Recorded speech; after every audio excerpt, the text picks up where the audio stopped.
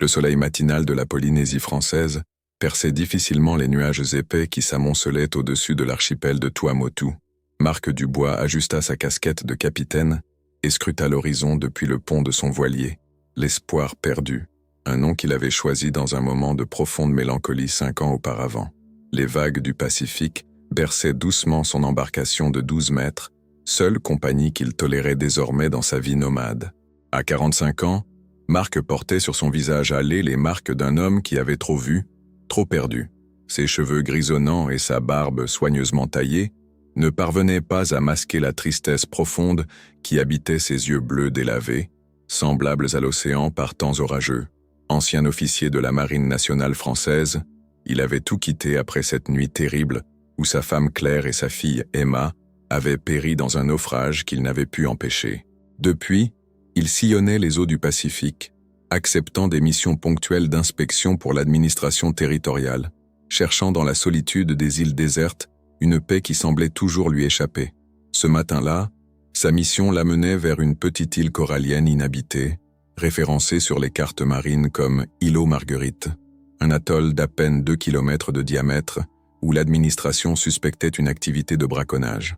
Marc manœuvrait expertement son voilier à travers les passes dangereuses du récif corallien, ses gestes précis témoignant de décennies d'expérience en mer.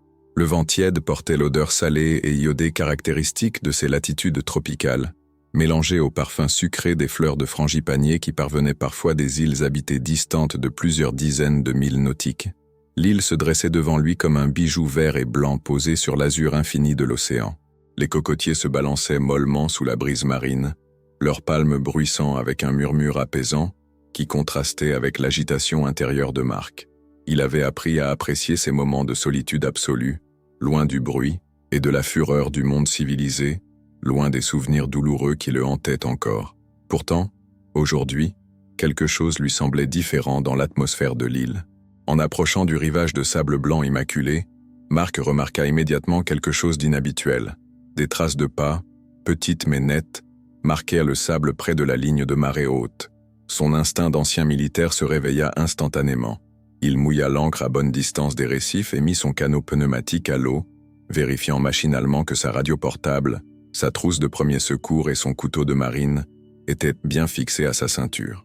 Le silence de l'îlot était troublant, interrompu seulement par le clapotis régulier des vagues et le cri occasionnel des frégates qui tournoyaient au-dessus des cocotiers. Marc suivit les traces qui menaient vers l'intérieur de l'île, contournant un bouquet de pandanus aux racines aériennes enchevêtrées. Ses pas s'enfonçaient silencieusement dans le sable fin parsemé de débris coralliens et de coquillages brisés par les tempêtes. L'air était lourd d'humidité, chargé des senteurs végétales de la forêt tropicale miniature qui occupait le centre de l'atoll. C'est là, à l'ombre d'un grand tamarin aux branches étendues, qu'il les découvrit. 2 enfants, visiblement des jumeaux, étaient blottis l'un contre l'autre sur un lit de feuilles de pandanus soigneusement arrangé. La fillette, aux cheveux châtains ébouriffés par le vent marin, tenait fermement la main de son frère dont les grands yeux verts exprimaient une peur muette.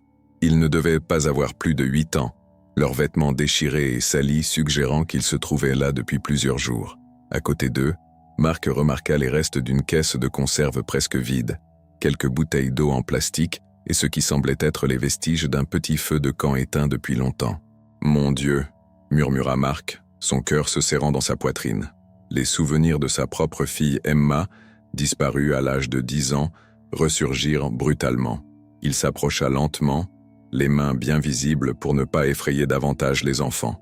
Ses pas craquaient légèrement sur les feuilles mortes et les brindilles qui jonchèrent le sol de leur refuge improvisé. « Bonjour », dit-il d'une voix douce, s'accroupissant à quelques mètres d'eux. « Je m'appelle Marc, je ne vous veux aucun mal. Vous allez bien ?»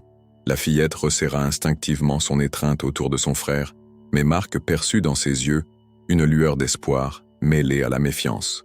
Le garçon, quant à lui, semblait complètement tétanisé, ses lèvres tremblant légèrement comme s'il luttait pour retenir des larmes. « Nous avons peur », finit par articuler la petite fille d'une voix à peine audible, marquée d'un accent que Marc n'arrivait pas à situer précisément.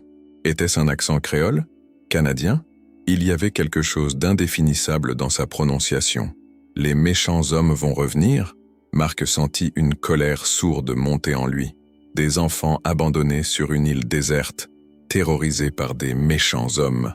Il regarda autour de lui, scrutant les environs pour détecter toute présence suspecte, mais l'îlot semblait désert à l'exception d'eux trois. Seuls les bernards l'ermite s'agitaient dans les sous-bois, et les oiseaux marins continuaient leur balai aérien indifférent au drame humain qui se jouait en contrebas. « Non, petite », répondit-il en s'efforçant de garder un ton rassurant malgré la rage qui bouillonnait en lui. « Je suis là maintenant et je ne laisserai personne vous faire du mal. Comment vous appelez-vous ? » « Je suis Léa et lui c'est Thomas », répondit la fillette après une longue hésitation, jetant un regard protecteur vers son frère jumeau. « On a très faim, monsieur. Et soif aussi. » Le cœur de Marc se brisa un peu plus. Il ouvrit son sac et en sortit les barres énergétiques, les fruits secs et la gourde d'eau qu'il transportait toujours lors de ses expéditions. Les enfants se jetèrent littéralement sur la nourriture, confirmant qu'ils n'avaient probablement rien mangé de consistant depuis des jours. Marc observait leurs gestes désespérés avec une émotion grandissante, se remémorant les repas partagés avec sa propre fille des années auparavant. Tandis qu'ils mangeaient avec l'avidité de la survie, Marc observait leurs traits délicats, leur peau légèrement hâlée qui suggérait une origine métissée, et surtout cette expression de maturité précoce dans leurs regards, comme s'ils avaient été forcés de grandir trop vite.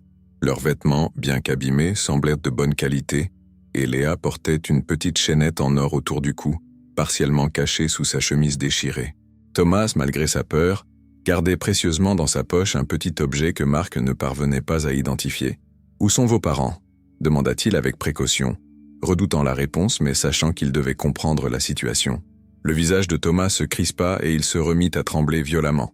Léa passa un bras protecteur autour de ses épaules, reproduisant inconsciemment un geste maternel qui paraissait déchirant chez une enfant si jeune. « Ils sont partis », dit-elle simplement, mais Marc perçut dans sa voix une douleur qui dépassait largement le simple abandon. « Les hommes ont dit qu'on devait rester ici et attendre, mais ça fait longtemps maintenant, et on n'a plus d'eau.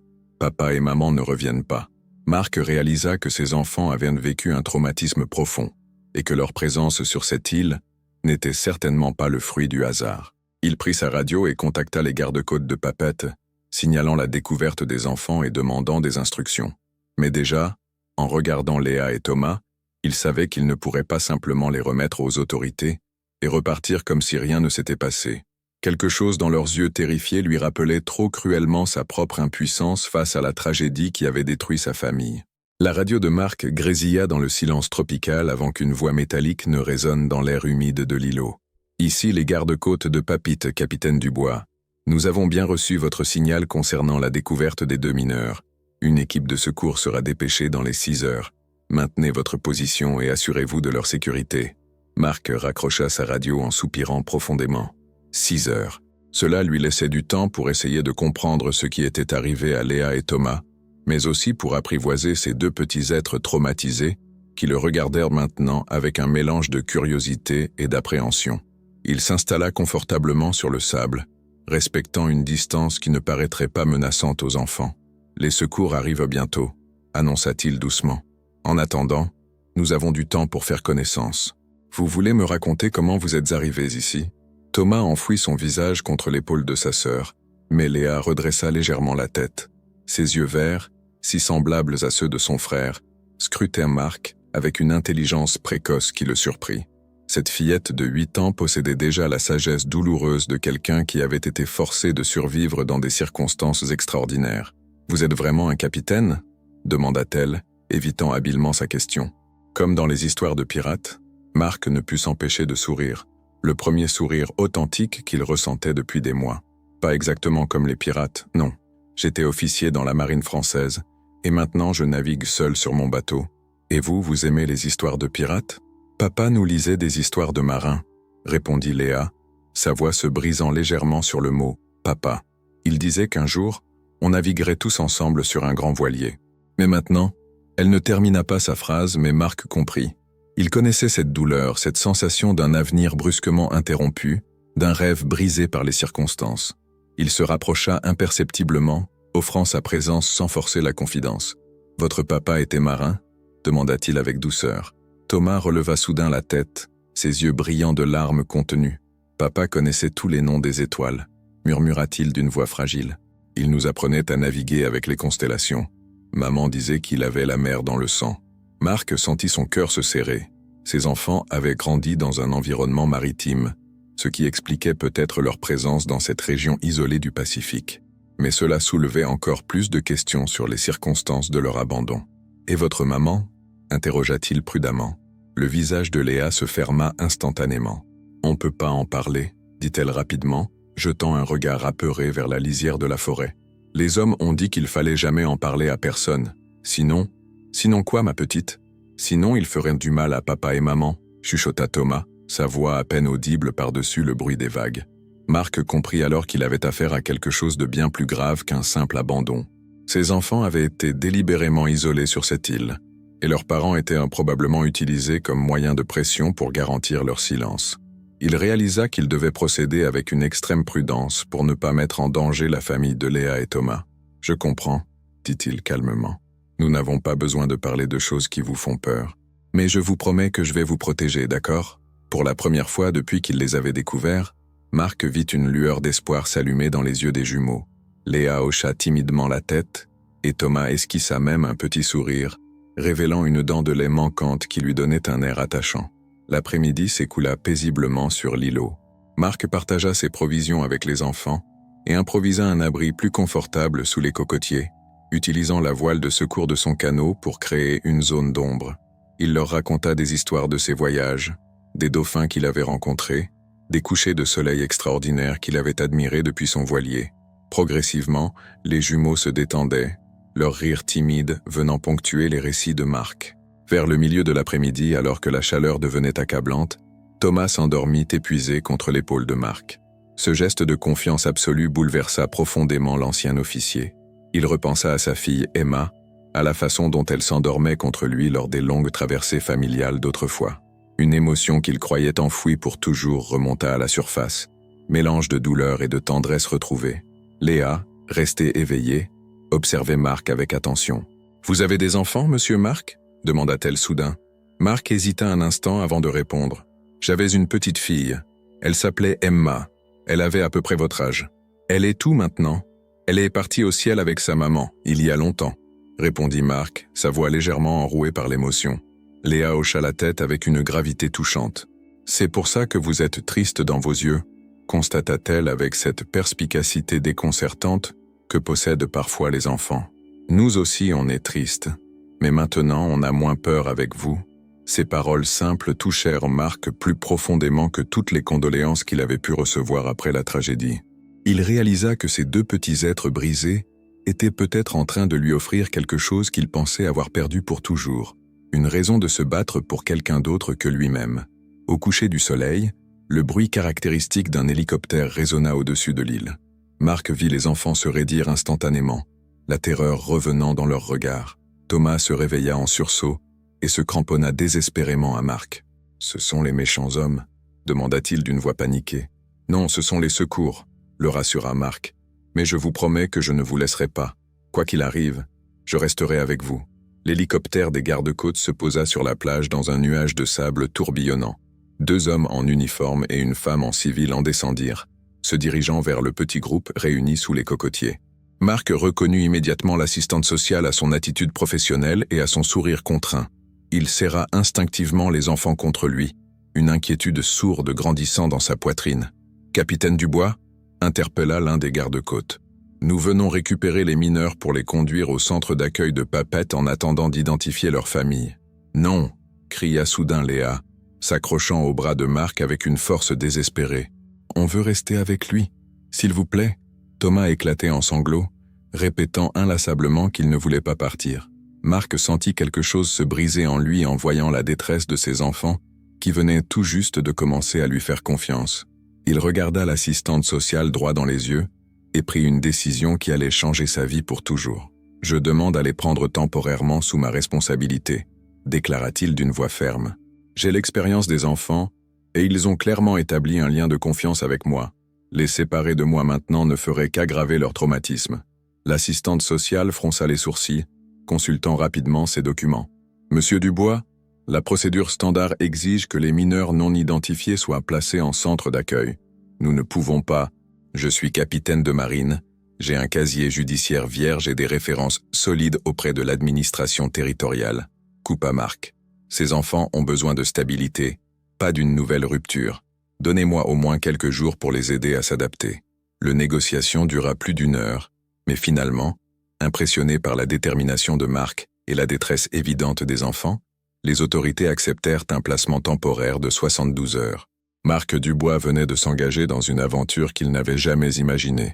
Mais en regardant Léa et Thomas s'endormir paisiblement dans ses bras durant le vol de retour vers Papeete, il sut qu'il avait pris la bonne décision. L'appartement que Marc avait loué à Papeete pour ses séjours occasionnels à terre n'avait jamais connu une telle animation. Situé dans le quartier de la Mission, non loin du port, ce modeste 2 pièces aux murs blancs et aux volets bleus délavés par le soleil tropical était devenu du jour au lendemain un foyer improvisé pour 3 personnes au destin entremêlé. Les premières 48 heures avaient été un tourbillon d'émotions, d'adaptation et de découvertes mutuelles qui avaient profondément transformé la routine solitaire de Marc. Léa et Thomas s'étaient progressivement détendus dans cet environnement sécurisé, même si leur sommeil restait agité de cauchemars qu'ils refusaient de décrire. Marc avait installé un matelas gonflable dans le salon pour les jumeaux, préférant leur laisser sa chambre, mais chaque nuit il entendait leurs chuchotements inquiets et leurs pleurs étouffés qui lui déchirèrent le cœur. Il passait de longues heures assis près d'eux, leur racontant des histoires de navigation ou fredonnant les vieilles chansons bretonnes que sa grand-mère lui chantait autrefois. Ce 3e matin, pendant que les enfants dormaient encore, Marc préparait le petit déjeuner en réfléchissant à la conversation qu'il avait eue la veille avec l'assistante sociale, Madame Tereya Tamatoa. Cette femme tahitienne d'une 50aine d'années, au regard perçant mais bienveillant, l'avait mis en garde contre les complications administratives qui l'attendaient si l'identité des enfants n'était pas établie rapidement. Elle lui avait également confié ses soupçons concernant des réseaux de trafic humain qui sévissaient dans la région, utilisant les îles isolées comme point de transit. « Les enfants sans papier ne tombent pas du ciel sur nos atolls », avait-elle déclaré avec gravité. « Surtout pas des enfants aussi bien éduqués que Léa et Thomas. Quelqu'un les a délibérément placés sur cette île, et ce quelqu'un reviendra peut-être les chercher. » Ces paroles résonnaient encore dans l'esprit de Marc lorsqu'il entendit des pas légers dans le couloir. Léa apparut dans la cuisine, ses cheveux châtains ébouriffés et ses grands yeux encore embrumés de sommeil. Elle portait l'un des t-shirts que Marc avait acheté pour elle la veille, bien trop grand pour sa petite silhouette. « Bonjour Marc », murmura-t-elle en se frottant les yeux. Thomas fait encore le cauchemar avec les hommes en noir. Marc posa immédiatement sa tasse de café et la suivit dans le salon. Thomas était recroquevillé sur le matelas, tremblant et marmonnant des mots incompréhensibles dans son sommeil. Marc s'agenouilla près de lui et posa doucement sa main sur son épaule. « Thomas, mon grand, réveille-toi, tu es en sécurité avec nous. » L'enfant ouvrit brusquement les yeux, le regard affolé avant de reconnaître Marc et de se jeter dans ses bras. « Il voulait nous emmener loin de papa et maman, » sanglota-t-il. « Les hommes avec les gros bateaux noirs, ils ont dit qu'on reverrait jamais personne si on parlait. » Marc échangea un regard inquiet avec Léa, qui s'était assise près d'eux. Cette fois, Thomas avait donné un détail crucial. Des hommes avec des bateaux noirs. Cela confirmait les soupçons de trafic maritime que nourrissaient les autorités. « Thomas, » dit Marc avec douceur, « peux-tu me dire à quoi ressemblaient ces hommes ? Tu n'as pas à avoir peur. Ils ne peuvent plus te faire de mal maintenant. » Le petit garçon hésita, jetant un regard apeuré vers sa sœur qui hocha encourageant la tête. Il y en avait un très grand avec des tatouages sur les bras. Il parlait avec un accent bizarre, pas comme nous.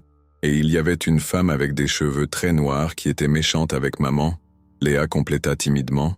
La femme, elle a dit qu'on était trop petits pour le travail qu'elle voulait nous faire faire. Alors ils nous ont laissés sur l'île en attendant qu'on grandisse. Marc sentit une rage froide l'envahir. Ses enfants avaient été évalués comme de la marchandise par des trafiquants, jugés trop jeunes pour être exploités immédiatement. L'idée que Léa et Thomas aient pu subir un sort encore pire le révoltait profondément. « Et vos parents ? Vous les avez vus partir avec ces gens ? Papa a essayé de se battre, » raconta Thomas d'une voix brisée. « Mais ils étaient trop nombreux. Maman nous a dit de nous cacher et de faire exactement ce qu'ils diraient. Elle a promis qu'ils reviendraient nous chercher, mais ça fait si longtemps. » Marc réalisa que les parents de Léa et Thomas avaient probablement été emmenés de force, peut-être pour être contraints au silence, ou utilisés à d'autres fins par le réseau de trafiquants. Il devait absolument transmettre ces informations aux autorités, mais il craignait que cela ne déclenche une enquête qui mettrait les enfants en danger. Plus tard dans la matinée, alors que les jumeaux dessinaient tranquillement sur la terrasse de l'appartement qui donnait sur le lagon turquoise de Papeete, Marc reçut un appel de Madame Tamatoa. Sa voix trahissait une urgence inhabituelle. « Capitaine Dubois, j'ai des nouvelles importantes.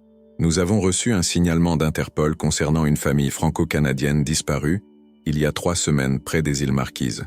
Les noms correspondent. Jean-Pierre et Isabelle Moreau accompagnés de leurs jumeaux Léa et Thomas âgés de 8 ans. Marc sentit son cœur s'accélérer. Enfin, une piste concrète sur l'identité des enfants. Que s'est-il passé ? D'après le rapport, la famille naviguait sur un voilier privé en direction de la Polynésie française lorsqu'ils ont disparu corps et biens. Les gardes-côtes canadiens et français ont mené des recherches approfondies, mais aucune trace du voilier n'a été retrouvée. Officiellement, ils sont présumés morts en mer. Mais les enfants sont vivants, murmura Marc, observant Léa et Thomas qui riaient en dessinant des poissons colorés. Exactement. Ce qui signifie que leurs parents le sont peut-être aussi. Capitaine Dubois, je dois vous prévenir. Cette affaire prend une dimension internationale. Interpol va probablement envoyer des agents pour interroger les enfants, et les autorités canadiennes ont été informées. Marc ferma les yeux, réalisant que le temps paisible qu'il avait passé avec Léa et Thomas touchait à sa fin. Combien de temps avons-nous ? L'agent d'Interpol arrive demain matin. Je vous conseille de préparer les enfants, mais soyez prudents.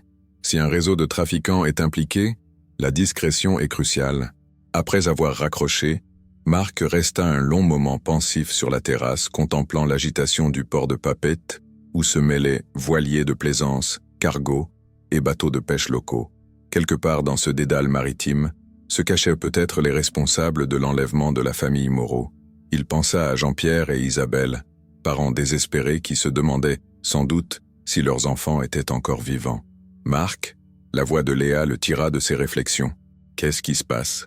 Tu as l'air triste. » Il se tourna vers elle, frappé une fois de plus par la maturité précoce de cette fillette de 8 ans, qui avait appris à déchiffrer les émotions des adultes pour survivre. Comment allait-il lui annoncer que des étrangers allaient venir les interroger ? Comment pourrait-il leur expliquer que leurs parents étaient peut-être encore vivants, sans leur donner de faux espoirs ? Léa, Thomas, venez vous asseoir près de moi. Il faut qu'on parle de quelque chose d'important. Les jumeaux s'approchèrent, leur visage exprimant cette vigilance inquiète qu'ils leur connaissaient maintenant bien.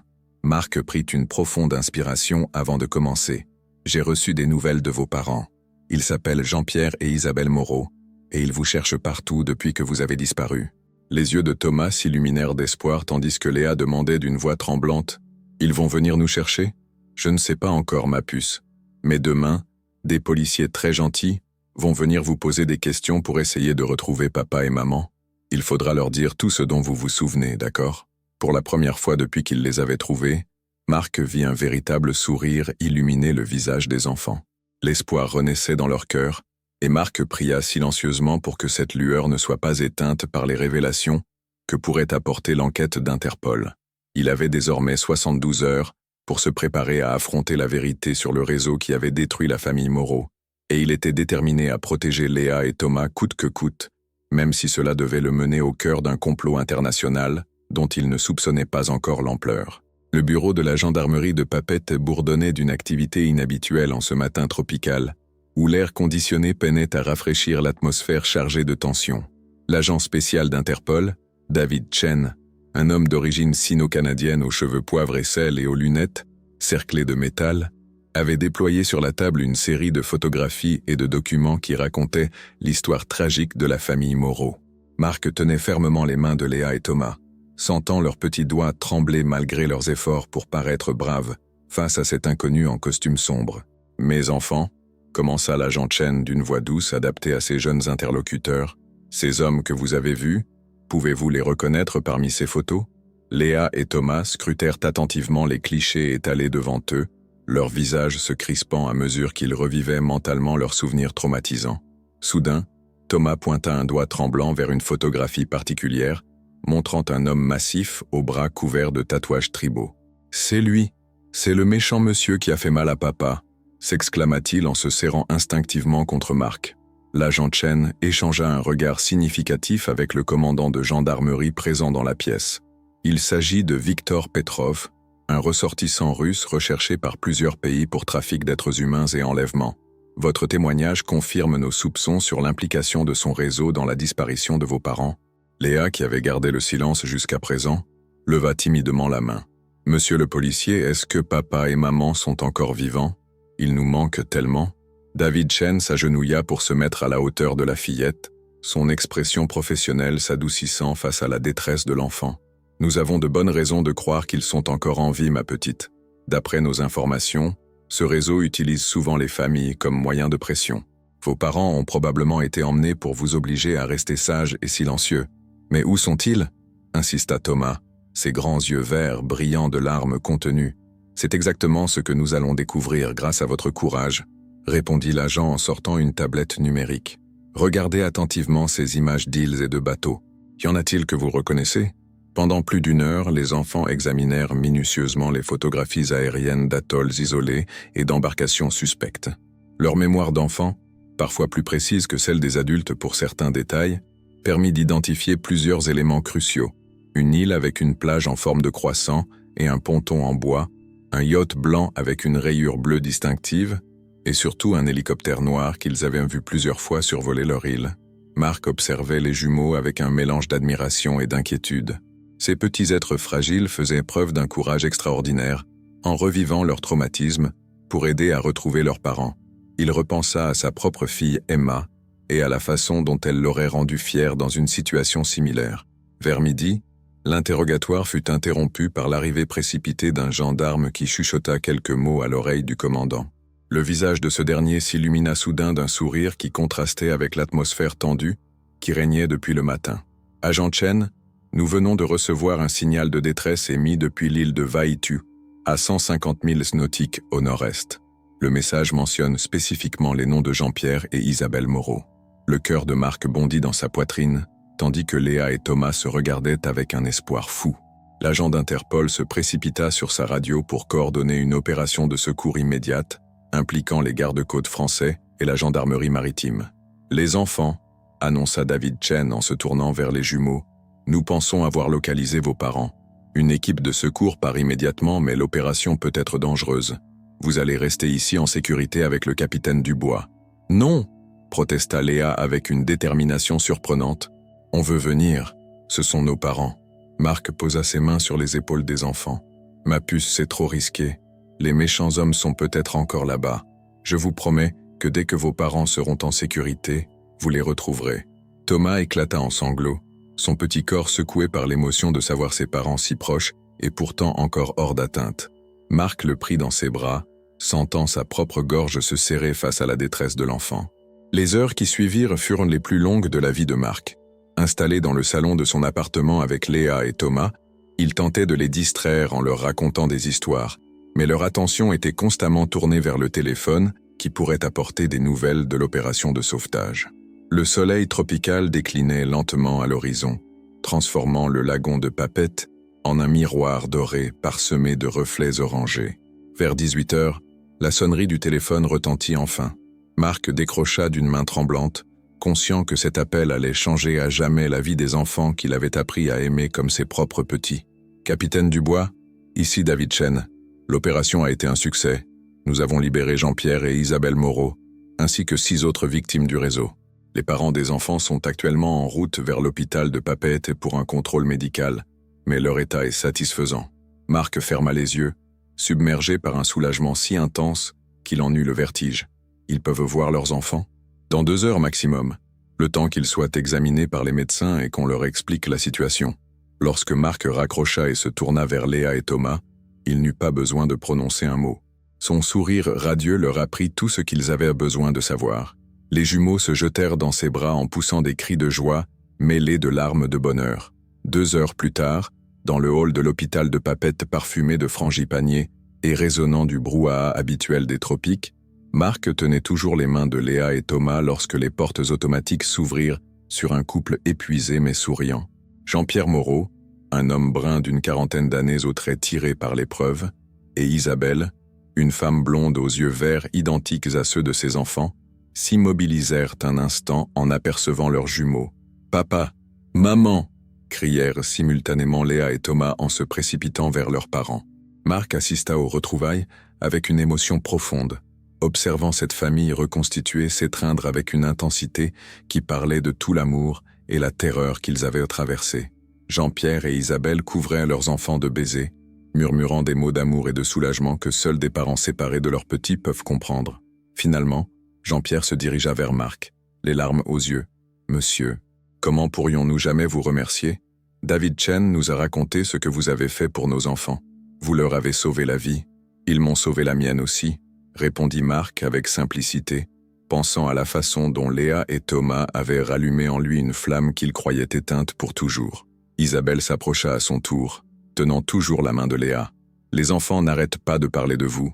Vous êtes devenu très important pour eux. » Marc sourit en regardant les jumeaux qui lui souriaient depuis les bras de leurs parents retrouvés. « Ils le sont aussi pour moi, plus que vous ne pouvez l'imaginer. » 6 mois plus tard, Marc Dubois naviguait à nouveau sur son voilier « L'espoir perdu », mais cette fois, il n'était plus seul.